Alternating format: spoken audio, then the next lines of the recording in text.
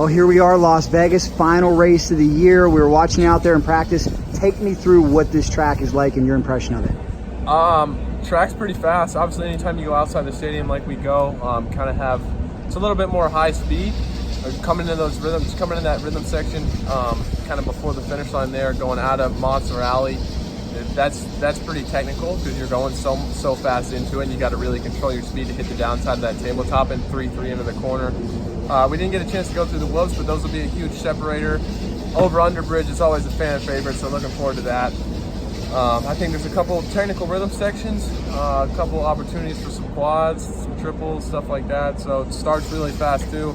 That'll be key into a super tight 180 right-hand corner. So everybody's going to push wide. You're going to probably want to be on the inside, then push right there. So yeah, I got to execute a start and have a good time out there. The track's going to be good. Excellent. Why no whoops today? They just don't allow us to go through the whoops on press day because you beat them up and then they have to try to rebuild them, and sure, they get beat up enough on race day. Is it tough for you not having that extra day on the whoops, or are you fine with what you get tomorrow? I mean, we practice whoops every day during the week in practice. You could probably send half the guys through there blindfolded. So and they're not anything too crazy this weekend. Sometimes they're pretty big, but they're pretty standard. They'll be difficult, but not too bad. So we're not sweating. Final question for you: what's going to be the key to victory here?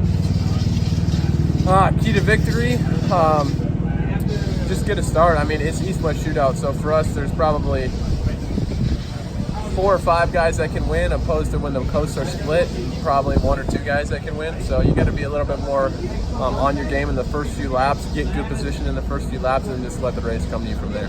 Good luck to you. Thank you.